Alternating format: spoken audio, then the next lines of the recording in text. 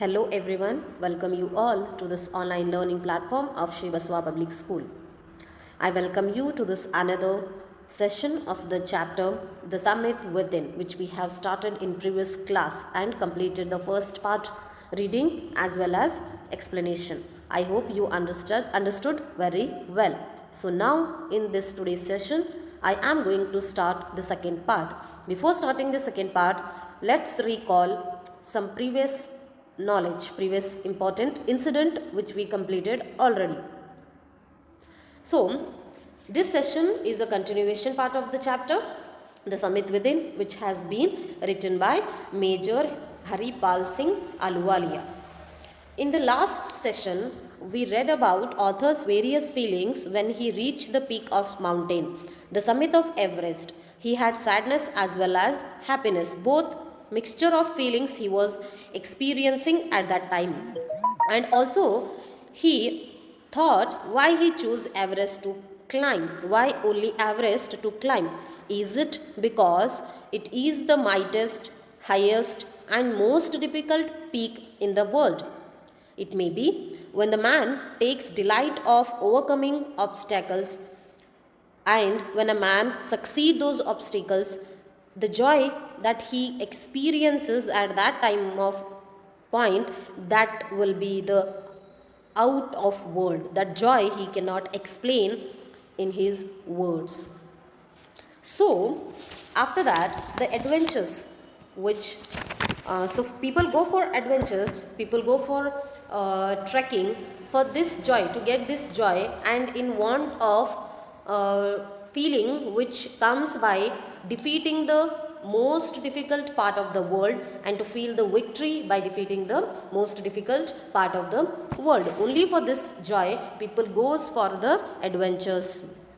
By the end of the first part of this chapter, he feels that as there are mountains outside in the nature around us, there is a mountain inside us also. So it is difficult, it is necessary to us to reach that summit within. It is necessary to overcome those fear, those anxiety, nervousness, negativity, to reach the summit of that negative mountain. Because this mountain creates blocks between us or success. Yes, the mountains which we have within us will block us by reaching our success. So now I will start. So when a man climbs a mountain which is inside or outside, it is not only physical challenge, it is emotional as well as spiritual challenge for the climber. So author feels climbing mountain changes man completely. So now let us read the chapter ahead and see what happens in the second part. Yes, The Summit Within, written by Major Haripal Singh Ahluwalia. Consider a typical climb towards the summit on the last heights. You are sharing a rope with another climber. You form in. He cuts the steps in the hard ice. Then he blazes and you inch your way up. The climb is grim. Underline the word grim and write the meaning depressing. Depressing. Grim means depressing. You strain every nerve as you take every step. Famous climbers have left records of the help given by others. They have also recorded how they needed just that help, else they might have given up. Breathing is difficult. You curse yourself for having let yourself in for this. You wonder why you ever undertook the ascent. There are moments when you feel like going back. It would be sheer relief. Underline this word, sheer relief means complete relief. Complete relief. To go down instead of up. But almost at once you snap out of that mood. There is something in you that does not let you give up the struggle, and you go on. Your companion keeps up with you, just another 50 feet or 100 maybe. You ask yourself, is there no end? You look at your companion and he looks at you. You draw inspiration from each other, and then, without first being aware of it, you are at the summit. Looking around from the summit, you tell yourself that it was worthwhile. Underline this word worthwhile and write the meaning important. Yes, worthwhile means important. Other silvery peaks appear through the clouds. If you are lucky, the sun may be on them. The surrounding peaks look like jeweled necklace around the neck of your summit. Below you see vast valleys sloping into the distance. It is an ennobling. Underline this word ennobling means honoring. Ennobling means honoring. Ennobling, enriching experience to just look down from the summit of a mountain. You bow down and make your obeisance to whichever god you worship.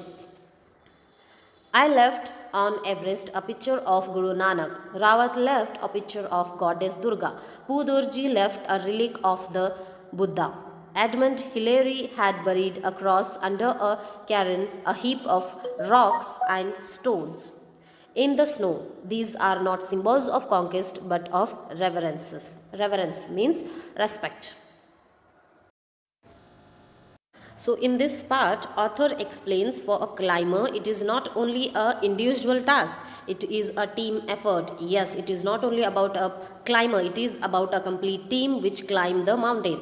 You sharing same rope with another team member, one will cut the hard ice and make a place where you can also put your foot. So it's not very easy to accomplish this task, and each team member have that responsibility to encourage to other person to climb up, because climbing a difficult mountain can be depressing and that can be a moment when one tries to give up. Yes, many times it happens, because that time while climbing the climber faces lot of difficulties and his morale will go down, his excitement of doing the task will go down. So that time the other team member have that responsibility to encourage that climber to climb the mountain.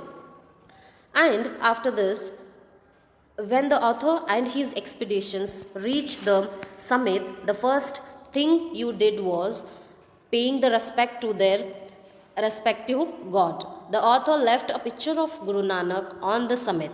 Rawat left picture of Durga. Pudorji left a relic of Edmund, rocks and stones. And Edmund Hillary Pudorji left a relic of Buddha, and Edmund Hillary buried a cross of a heap of rocks and stones. And it was not a symbol of conquest, but it was a symbol of respect to the God Almighty. So let's start the reading of the next paragraph.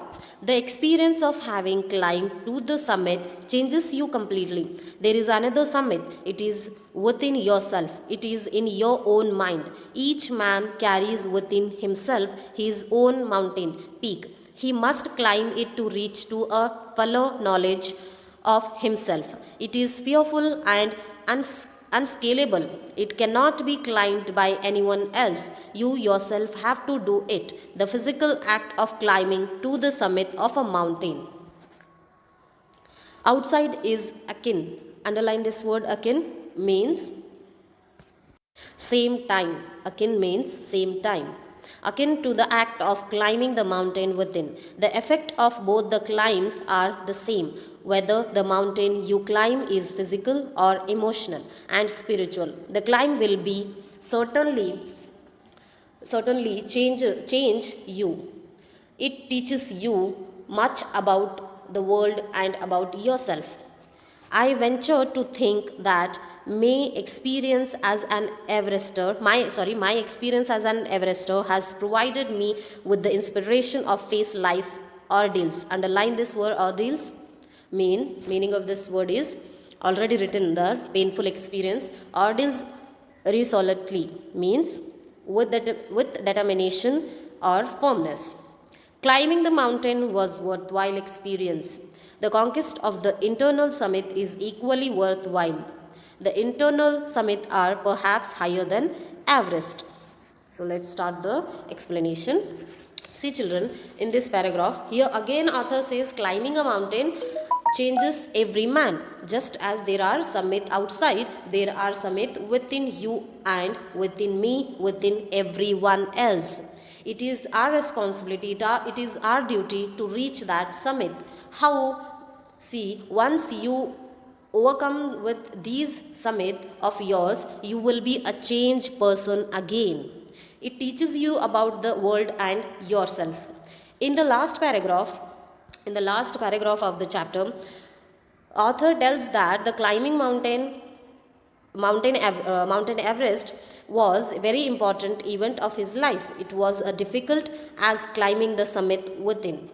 Both are equally important. This event or this adventure that has gone has brought so much of courage inside him that he is ready to face life's any challenges. But then he says that his eternal summit perhaps more difficult than Everest. He also says that the climbing Mount Everest was too difficult. I agrees for that, but the reaching the summit within us is difficult than climbing the Mount Everest.